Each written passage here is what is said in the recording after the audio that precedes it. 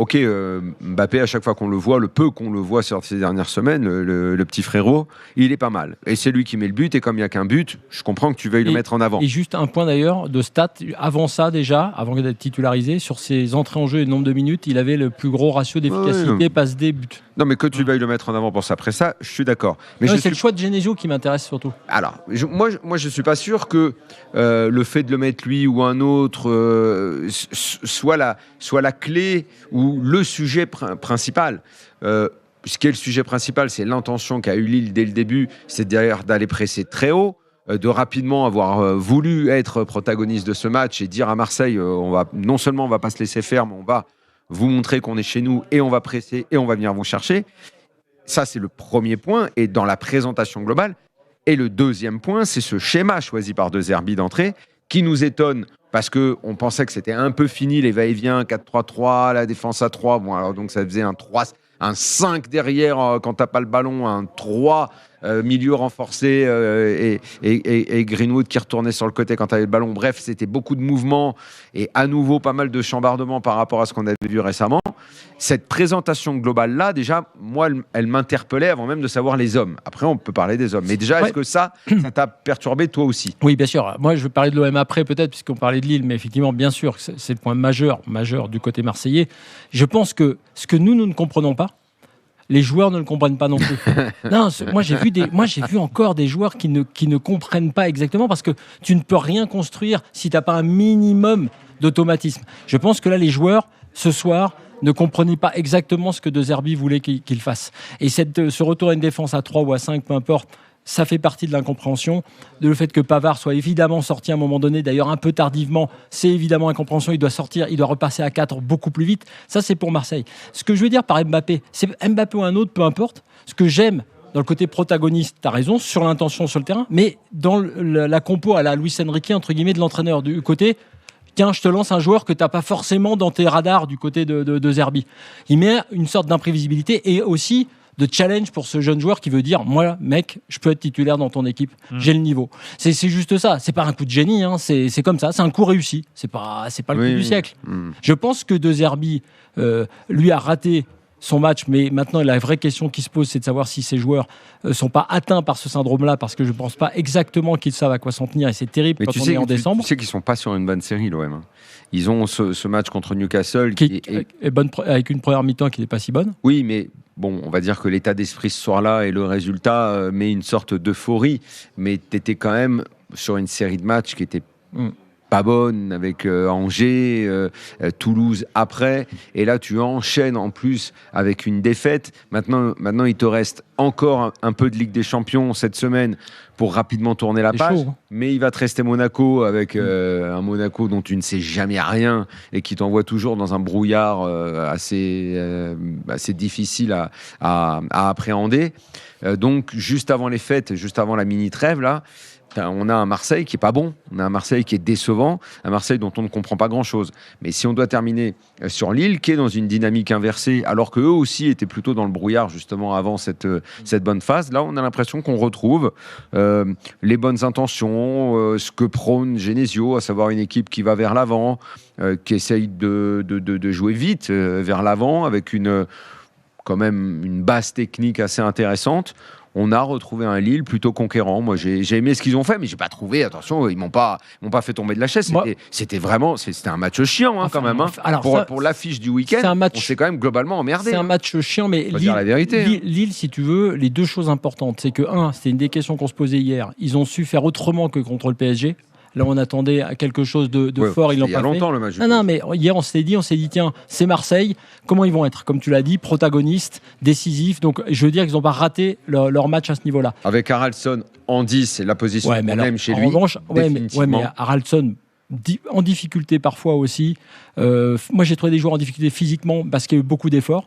L'histoire des 4 changements, enfin, tu sais, des 3 périodes de changement qui fait qu'à la fin, il ne peut plus faire de changement. Genesio, il y a une vraie question physique qui se pose comme ça au LOSC, qu'ils auraient pu perdre le bénéfice de la victoire. Ça, c'est un détail. Pour revenir sur ce qu'ils ont fait de bien, moi, je suis d'accord avec Daniel sur un point, c'est qu'ils ont fait un match très correct, mais ils n'ont pas fait effectivement un grand match. C'est ça qui est pire pour l'OM. C'est pas un grand Lille qu'on a vu ce soir. C'est un Lille très bien organisé et protagoniste, c'est ce qui est le minimum quand tu es à domicile. Et et c'est en ce sens qu'à mon avis, ils ont réussi leur match. Il y a un truc en plus, c'est que Lille n'encaisse plus de buts. Et pourtant, il leur manque du monde. Et ils changent de défense. Moi, je m'attendais à voir un peu. Là, ils sont sur 3 matchs sans avoir en mode revanche, même bas. Ils ont un gardien, on le dit tout le temps, qui est pas génial. Le gardien, il a fait la parade. Il a fait la parade du match quand même. Exactement. Sur la seule grosse occasion de l'OM dans ce match, la chevauchée de Greenwood, de dire. Qui est mal joué d'ailleurs, parce que Greenwood, il doit donner le ballon avant de frapper. Je pense un peu, je pense qu'il peut. Après, je pense qu'il perd en lucidité sur le bout du chemin. Ça aurait pu être un but exceptionnel. S'il le met, c'est exceptionnel. Oui, mais preuve quand même que si tu dois attendre que Greenwood traverse la moitié de terrain pour être dangereux, où est ton jeu collectif ? Lille, puisqu'il faut qu'on termine sur Lille quand même, quand je parlais de base technique, écoute, quand tu peux aligner un milieu Bentaleb, André, Ben Taleb c'est vraiment très propre, hein. C'est vraiment un nettoyeur au milieu, tous ses ballons, les contrôles sont propres, le jeu vers l'avant c'est propre. On fera une évaluation un peu plus tard. C'est quand même un bon joueur, et puis que tu peux enchaîner avec Sahraoui, Haraldsson, Mbappé, Igaman qui n'a pas joué longtemps parce qu'il s'est blessé, tu as quand même une base technique qui est assez forte dans cette équipe.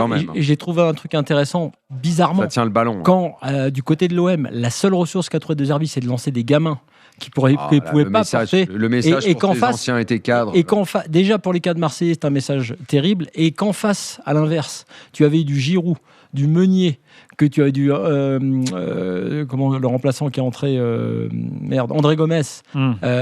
Et ça a joué. André Gomes, je l'avais oublié. Disons. Ouais, mais t'as vu la technique. André Gomes, c'est un joueur merveilleux. Après, physiquement, souvent, il ne suit pas.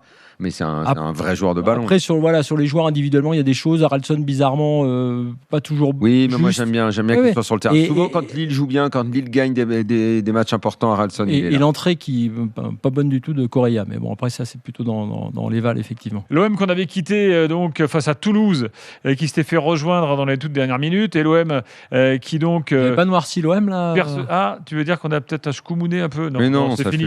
Franchement, la période, elle n'est pas bonne. On n'a rien guigné du tout. Tiens, démarrons avec Arnaud qui est là, qui est supporter de l'OM au 32-16. Salut Arnaud. Bonsoir tout le monde. Salut Arnaud. Bon, c'est un peu un OM méconnaissable ce soir, Arnaud. Ah, c'était une horreur. Franchement, une semaine pour attendre le match et voir ça, c'est une horreur. Je suis dégoûté. En fait, termine Arnaud, excuse-moi. Je voulais dire que je suis d'accord avec vous d'un côté sur De Zerbi, sur le fait que on comprend pas forcément ses choix, le défense à 5, défense à 3, on sait pas comment on joue, sur ça je suis d'accord avec vous. Maintenant, j'ai un choix tactique, moi c'est avec Aubameyang, on sait que Lille, ça joue costaud, on sait que Aubameyang, il est un peu vieux maintenant, pourquoi on n'essaye pas Vaz d'entrer? Ça c'est encore, c'est une question que je me pose. Maintenant, moi j'ai un problème, c'est que les mecs, j'ai l'impression qu'ils viennent, ils jouent sur le terrain. Ils ont peur du ballon, ils savent pas aligner de passe. Moi je sais pas si c'est. Moi je sais pas si je sais pas. En tout cas, ce qui est notable, c'est que moi je veux bien entendre que désormais cette idée gangrène les esprits et que jouer tous les 3 jours c'est très compliqué parce que ce sont des efforts et que tu lâches du mental dans l'attente que peut susciter le match du milieu de semaine. Bon, là c'est pas le cas. L'OM avait joué le week-end dernier, on était vendredi, tu restais sur une mauvaise impression, tu devais te racheter dans un gros match. Et l'idée était même pas, quand je dis de se racheter, je ne parle même pas forcément du résultat. C'est même pas la question. Mais on sait très bien qu'aujourd'hui, dans le foot, tu ne gagnes plus un match si tu ne remplis pas les cases de l'intensité. Qu'est-ce que c'est que l'intensité ? C'est le nombre de sprints que tu vas faire, l'effort que tu vas faire. C'est par exemple la raison pour laquelle Lens est en tête du championnat, c'est leur capacité à produire beaucoup d'efforts répétés et le nombre de sprints. Encore une fois, très bien, Lens ne joue qu'une fois par semaine. L'OM, c'est pas le cas. Mais là, il n'y avait pas le match en milieu de semaine. Alors, quelle est la fatigue qui s'est abattue à ce point sur les Marseillais pour les voir aussi amorphes, pour les voir fournir aussi peu d'efforts par rapport à un Lille qui, lui aussi, ce Lille, joue tous les 3 jours depuis le début de la saison. Moi, cet état d'esprit global, ce peu de courses, ce peu d'investissement, moi, ça, je ne me l'explique pas. Je ne le comprends pas. Pour moi c'est limite de la faute, en fait. C'est un non-rendu. C'est comme si tu rends une copie quand tu es à l'école et tu n'as pas fini les exercices, tu n'en as fait qu'un sur les 4 qu'on te propose. C'est pas normal. C'est impossible que l'OM continue ce genre de match où tu as l'impression qu'il ne se donne pas à fond. Et aujourd'hui, c'est très facile de savoir se donner, les expressions comme se donner à fond, mouiller le maillot, machin. Ok, c'est bon, il y a les stats, tu vois le nombre de sprints, tu vois les efforts que tu fais. Ben, clairement, là, tu es en gros déficit ce soir.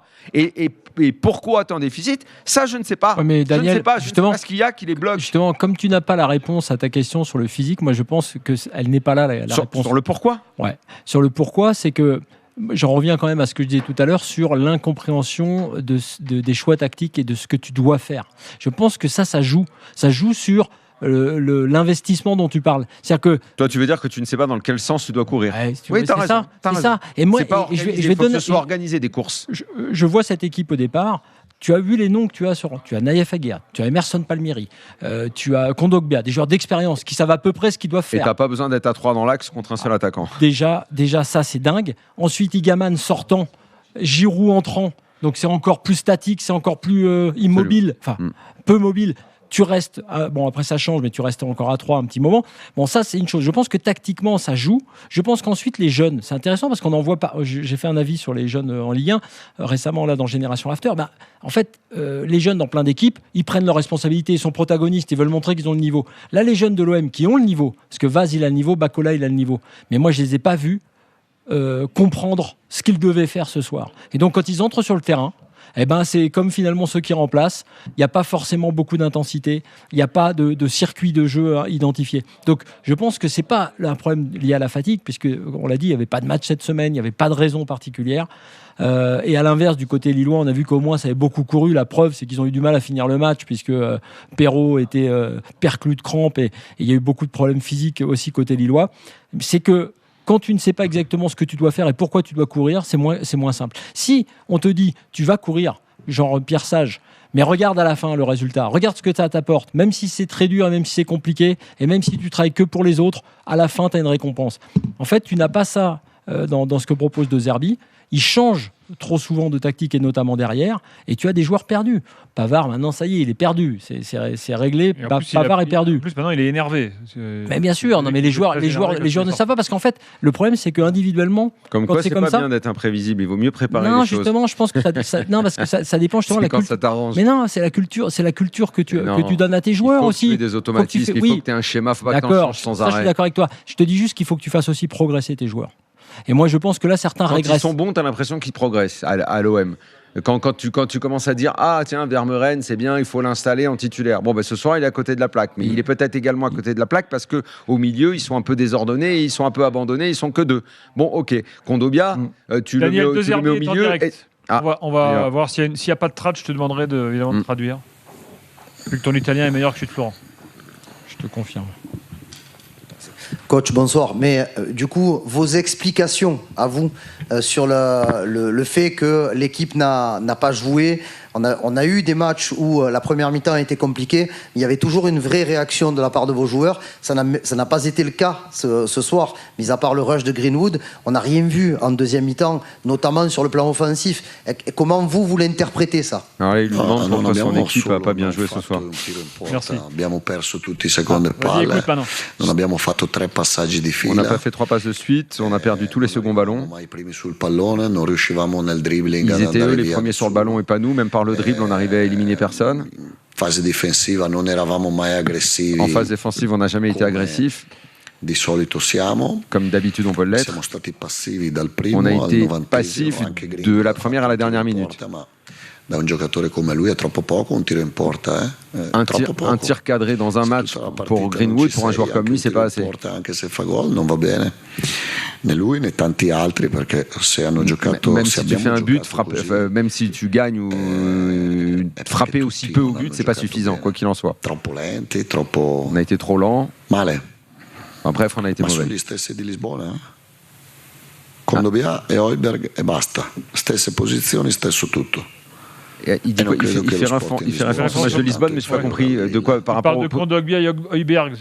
Parce que Højbjerg n'était pas là et Kondogbia l'a remplacé, là, si je comprends. Je crois qu'il parlait du positionnement tactique. Le fait qu'il y ait eu juste un tir. Bon, voilà. Évidemment, on ne va pas écouter la traduction. Là, il est relancé sur le juste un tir dans le match. Non, c'est la traduction. Oui, mais il a traduit. Mais c'est vrai que il y avait une stat qui était dingue, c'est qu'il y a eu Traduis la traduction, lui, maintenant. Non, mais... Tu l'as refait en italien, la Je traduction. traduis tout. Il y avait 0 tir jusqu'à la 65 cadré, pardon, de l'OM jusqu'à la 65e. Il n'y a eu qu'un seul tir. Ouais. C'est Non, mais jusqu'à la hallucinant, en fait. 65e, ça veut dire 65 minutes, pas de tir cadré. Et tu sais la dernière fois que c'est arrivé pour l'OM? Non. Le match contre le PSG au Vélodrome. Le match qu'ils ont gagné. Ah, le match, ils ont gagné, d'accord. Mais parce qu'il où il y avait eu juste le but de la tête. Non, Non.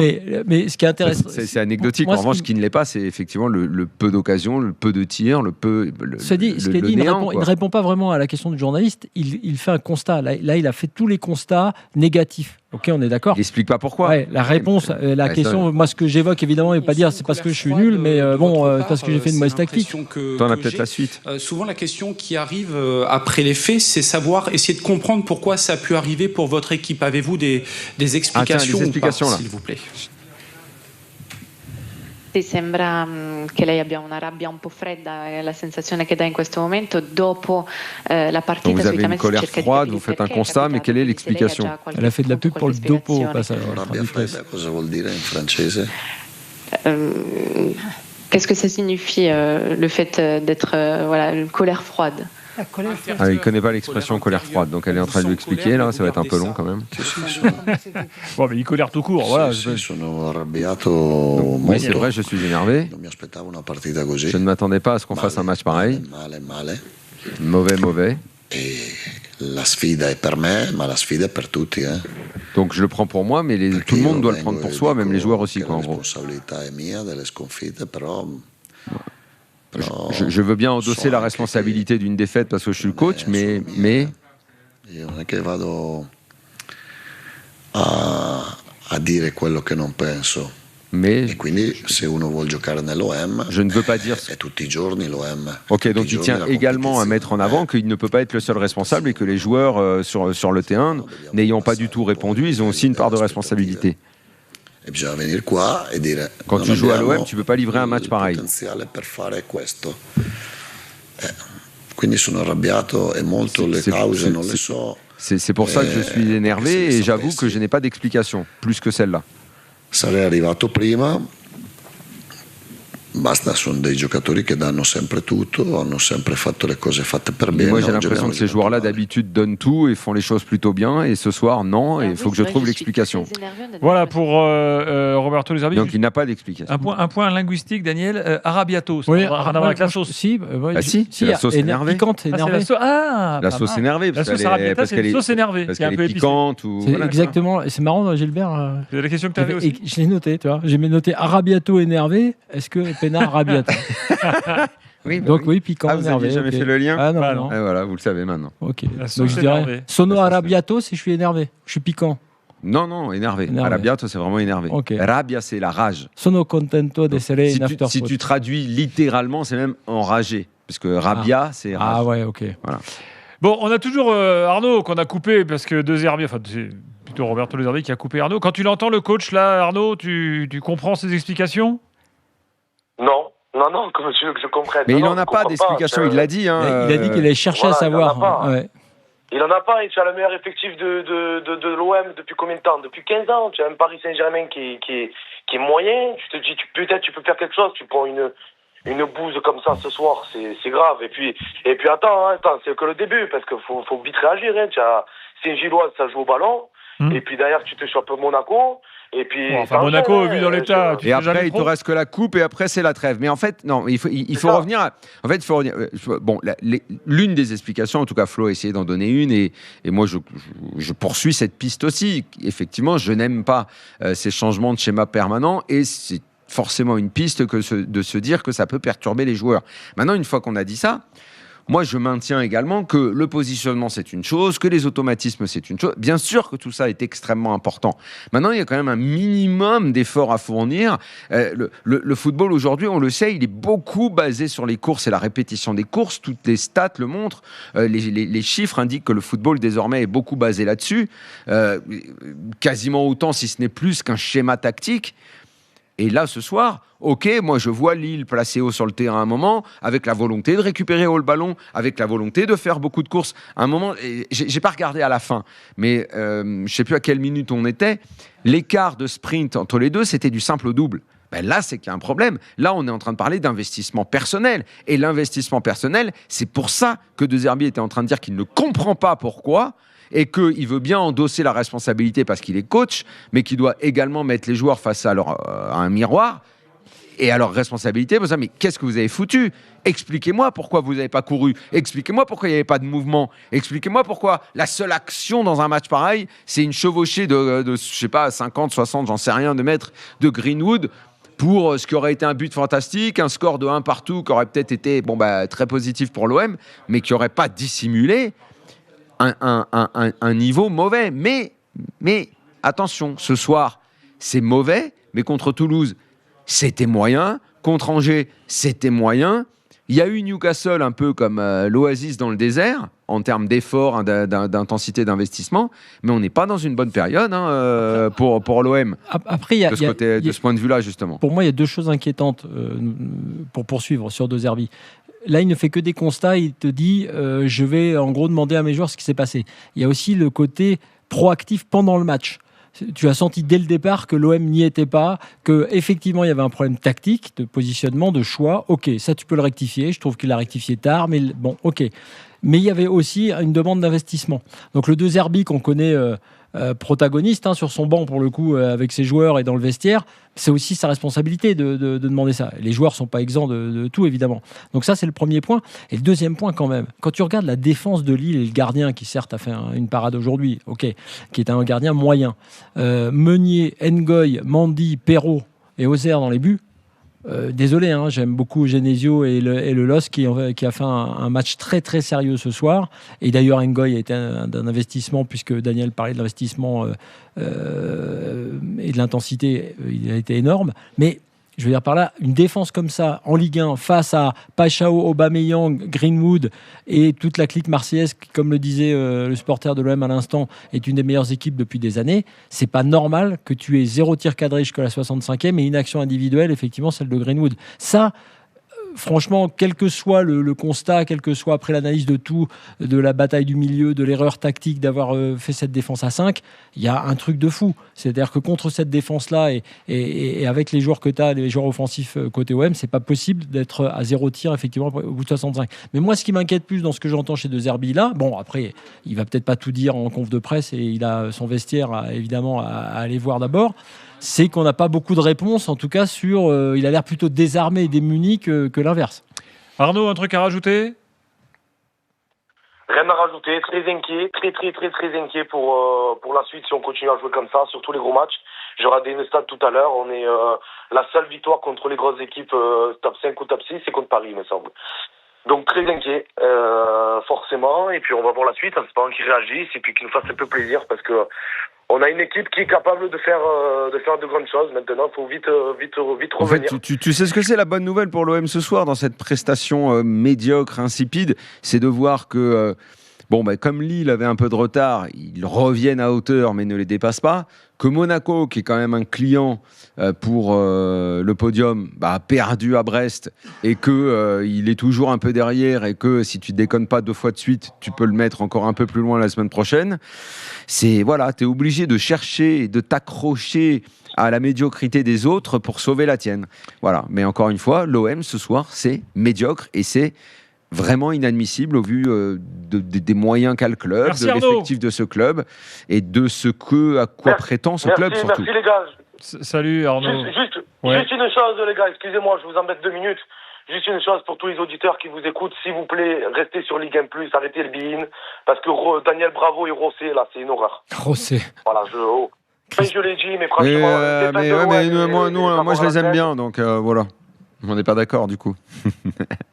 Bravo, ils connaissent pas les noms des joueurs. Mais si, ils connaissent le nom des joueurs, voyons. Voyons. Allergie à voir tout le match, je te promets. Toi, tu connais pas le nom du commentateur parce que c'est Joss, c'est pas Rossé. Daniel Bravo, par contre, je le connais maintenant. Ouais. Frédéric est avec nous, supporter lillois. Salut Fred. Ouais, bonsoir Gilbert, bonsoir Flo et bonsoir Daniel. Alors allons-y, bon. J'étais au stade. Ah, intéressant. Tiens, comment est-ce que tu évalues le match de Ethan Mbappé ? Dans la lignée de ce qu'il avait montré quand il était rentré sur les précédents matchs. Donc je trouve bonne attitude, qui a voilà, qui faisait les appels, qui tentait des choses. Donc, sincèrement, tu le mettrais homme du match? J'étais pas. Non. Je le mettrais pas homme du match. Je trouve qu'il a fait un beau match. Il a eu un peu de déchets aussi, mais c'était pas un match de Ligue des Champions ce soir, en tout cas. Ça, c'est clair. Alors qu'on s'attendait à ce que ce le soit, et ça a été un match très moyen. Oui, je suis d'accord. Je suis complètement d'accord avec toi. Ça a été un match très moyen sur le plan technique, mais même sur le plan des ambitions de jeu. Mais vous en avez déjà parlé. Non, moi je mettrais la doublette. J'ai pas envie de mettre un joueur parce que j'ai trouvé qu'à Lille il y en a pas un non plus qui a fait un match de haut. Bah, tout à l'heure, je sais plus, c'est Flo citait Ben Taleb, je crois, parmi les. Non, moi j'ai parlé de Ben Taleb et c'est vrai que les deux au milieu, Lille a mieux maîtrisé. Ben Taleb. Oui, je suis d'accord. Excuse-moi Daniel, je mettrai la doublette André Mentaleb. Après, je trouve que Taulier, c'est clair. Après, Perrault, il a fait un beau match aussi, je trouve. Mais souvent, il est vaillant, Perrault. Perrault, c'est pas un artiste, c'est pas une vedette, mais c'est le soldat, quoi. Tu peux compter sur lui, il est là, il est toujours là, quoi. Le gars, il répond, il est là. Ouais, sur la débauche d'énergie, Perrault. Et puis après. On peut mettre. Limite, on pourrait presque mettre Ozer homme du match vu la règle. Non, dans ces cas-là, mais Mbappé parce qu'il te permet de gagner. Non, mais tu vois, c'est pour ça que j'ai posé la question. Surtout que mine de rien, Mbappé, Flo disait c'est un bon choix et tout. Je veux dire, c'est un choix original puisqu'on ne s'y attendait pas. Le mec, il te fait quand même. Alors c'est vrai que Rouli part complètement aux fraises, mais son contrôle est bon, l'enchaînement est bon. Genre l'action, c'est une action de classe quand même du petit frérot. L'action est très belle. Non, mais là, tu vois, quand on en vient à faire comme la FIFA et tous les organismes à donner le titre de meilleur joueur pour une action unique dans le match, c'est qu'on galère. Et c'est donc que le collectif a été bon. Moi, je pense que le match a été très moyen. Le match a été moyen, mais le collectif. Moi, je pense que cette équipe-là, si tu ressors, c'était entraîneur. C'est pas un match génial, mais Genesio doit se dire ok, mon plan de jeu a fonctionné. Tout le monde a été à bloc et a couru. Les gars, c'est bien. Qu'est-ce que tu peux pas reprocher grand-chose à Perrault, Mandy. Je suis pas un grand fan de Mandy, mais il était bon. Mais moi, j'étais pas fan, mais franchement, cette année, voilà. il fait une bonne saison quand il joue. Il est là. Je pense qu'il n'était pas dans l'idée d'être titulaire cette année. Le gars, il joue, il prend sa place, il fait des matchs. Ils ont quand même perdu Diakité, qui était quand même un joueur énorme. Donc, Alexandro Diakité, avait quand même un. Alexandro qui revient toujours pas d'ailleurs. Donc c'est vrai que non, c'est important. Après, il y a ce truc-là, tu vois, on en aurait parlé si ça s'était passé sur un match peut-être à élimination directe en Ligue des Champions. Sur la gestion des remplacements, je reviens à ça parce que si à la fin tu as Perrault qui n'arrive plus à revenir sur le terrain tellement il a des crampes et que tu finis à 10 et limite tu es en galère à cause de ça m'a paru être quand même un truc un peu limite quoi, professionnellement parlant. Mais Perrault effectivement il fait la preuve, c'est qu'il finit donc sur les rotules. Mais tu vois quelque part, c'est vraiment un poncif là que je vais énoncer, mais le fait que tu aies des joueurs comme ça là qui est fini sur les rotules comme Perrault, quelque part, on devrait voir ça beaucoup plus souvent quoi, sur les matchs de foot. On voit pas ça très souvent. Tu vas pas le voir à l'OM ce soir. Hein. Non, puis dans d'autres équipes, il n'y a pas que l'OM. Oui, allez, Frédéric, vas-y. Excuse-moi de vous couper deux petites choses. Bon, Flo, je t'ai trouvé un peu dur quand tu parlais tout à l'heure de la défense lilloise. Parce que je trouve qu'ils ont fait un match assez sérieux. Ils ont été bons. Je dis les noms. Toi, les noms sur le départ. Je suis d'accord avec toi. Mais ils ont fait un beau match et Mandy, je l'ai suffisamment critiqué l'année dernière pour reconnaître que cette année, je trouve qu'il est plutôt cohérent. Et puis je finirai juste sur un truc quand même, moi, où il faudra peut-être un jour se poser la question quand on parlera du LOSC à nouveau dans l'émission, l'énigme Fernandez Pardo qu'on voit plus depuis 4 matchs. Ah oui, tiens, c'est vrai. Donc, ça. Il rentre même plus. Je pense que c'est un problème d'attitude et de je fais la gueule et de Genesio qui tient bon et voilà. Ouais, c'est ça. C'est comme Over the Top avec Stallone, c'est un peu le bras de fer, quoi. Donc, belle référence. Ça veut dire que t'es pas tout jeune pour te souvenir d'Over the Top. Hein. J'ai 48. Ok, 48, Over the Top, on est dedans. Je l'avais oublié celui-là. Bon. Bien sûr, Over the Top. C'est à cause il y a la gamine et tout, et pour sauver les gamines. Il est pas avec un bandana. Il n'a pas le bandana. Non, je crois qu'il est routier. Il a un gros camion. C'est un routier. Il a un gros camion. Et il met des doses au bras de fer. C'est pas ce qu'il a fait de mieux quand même. Faut être clair, c'est pas ce qu'il a fait de mieux. C'est sûr. Je préfère C'était qui? C'est Stallone. Je préfère de Stallone la remise de son Oscar avec Mohamed Ali en invité surprise. Ça n'a rien à voir là. Cette session, par exemple, pour ceux qui veulent la revoir, elle est pas mal. Frédéric, merci beaucoup. Pour finir. Oui, pour finir, disons, parce que je sais que vous êtes un peu à la bourre, on est sur une belle dynamique et malgré que le match soit pas ouf, je trouve que c'est une victoire qui est importante et je suis quand même content de ce que fait Lille. Voilà, c'est cohérent, donc on est dans le bon wagon, donc c'est la bonne nouvelle. Mais avec la CAN, avec la CAN et d'éventuelles blessures, fatigue, il serait bien de se réconcilier avec, enfin si c'est possible, avec Fernandez Pardo. Oui. Parce que Igaman est sorti aussi sur blessure, Sahraoui est sorti, me semble-t-il, sur blessure également. Sahraoui intéressant quand même. Sahraoui qui touche trop le ballon à mon avis, mais qui est quand même un talent dingue. On aime bien. Donc il y a quelque chose. On aime. En parlant de CAN, de blessures et de machin. Bonne soirée les gars. Salut Fred. Tu te souviens qu'à un moment j'étais pas loin du cabinet de médecine à l'époque du nez de Mbappé. Tu te souviens, je vais peut-être le relancer là parce que sur Hakimi j'étais pas loin quand même. Pas loin sur le nombre de semaines, parce qu'il va revenir plus tôt que prévu. On avait annoncé janvier. Il va revenir dès le début de la CAN, je pense. Ouh. Suis ça de près. Ce serait. Qu'ils prennent de risques. Tu me donnes mon diplôme si jamais il est dès le début de la CAN. Aguerd avec sa pubalgie a joué ce soir. Par ailleurs. Hein. Est-ce que tu me donnes le tampon sur le diplôme s'il joue dès le début de la CAN? Tu seras jamais au niveau de coach Courbis. Oh non, allez. Coach Courbis. Mais moi je prétends justement à arriver à ce niveau-là. Non mais attends, tu pourras te garer quand même avec le caducé. N'importe où. Mais par contre, tu n'auras pas le temps. Je ne demande même pas ses privilèges, je demande juste que Gilbert dise quand il y a un souci de blessure avec un joueur, il me demande mon avis. Mais Hakimi, c'est l'effet trottinette. À partir du moment où il s'est déplacé en trottinette, ça a tout réglé. Il n'appuyait pas sur la cheville, parce que tu sais, il est venu récupérer son trophée. Bon, évaluation marseillaise, les gars, avant de parler de Monaco. Non, mais Rouli, Najib nous rappelle, notre producteur, qu'il avait déjà plombé l'OM l'an dernier lors de Marseille-Lille. Connaître que c'est rare. De Lille-Marseille. Et là, il a fait une sortie, tu te demandes ce qu'il lui a pris. Non, c'est un maillon fort de. Non, oui, mais ok. Moi, je suis le premier à avoir été critique quand il est arrivé. Non, mais bien sûr. Quand il est arrivé, moi, je me suis fait défoncer par ce supporter de l'OM parce que je ne le trouvais pas génial. Je ne l'avais pas revu en France depuis un moment. Je ne l'avais pas trouvé génial. Il fait des performances énormes et il lui arrive effectivement de faire une fois tous les 10 matchs une boulette. La sortie est incompréhensible. Ces derniers temps, personne n'a hésité à taper sur Chevalier qui a loin d'avoir été bon dans les matchs. Rouli, tu peux quand même dire quand il est pas bon et ça lui arrive parfois quand même d'être approximatif dans ses relances. Même De Zerbi dit qu'il lui fait souvent peur et qu'il le fait frissonner. Là, non, je parle. Alors dans là, ce cas-là, là tu parles du jeu au pied. Là, pour le coup, c'est une sortie. Oui, donc c'est une compréhension du jeu. Je sais même pas où il va.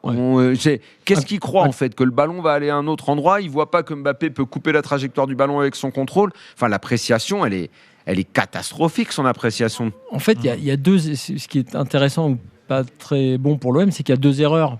Celle de Rouli ne doit pas effacer le fait que le ballon passe quand même dans le dos des défenseurs pour que Mbappé puisse faire son contrôle.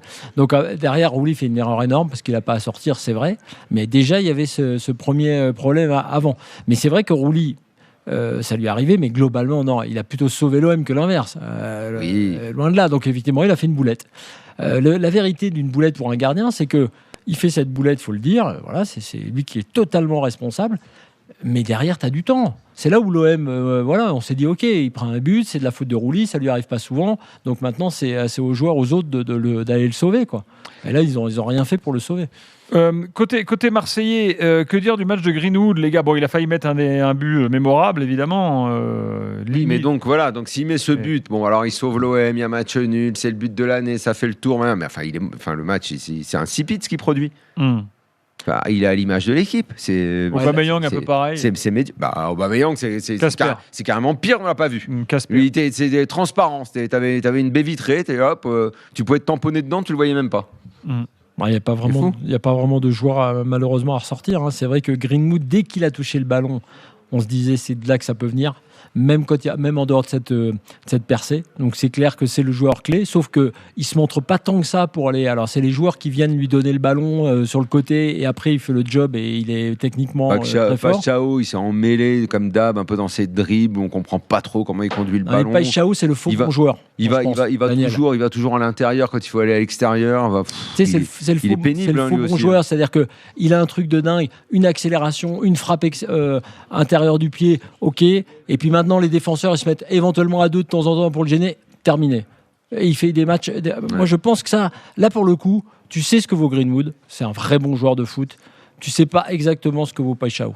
Ok, il va faire des trucs, il va sauver. Oui, c'est vrai que depuis il va faire des éclairs. Des champions, Oui, non, mais des éclairs, il y en aura tout le temps. Il y a plein de joueurs. Non, il lui est arrivé après de refaire de bons matchs, mais c'est très irrégulier.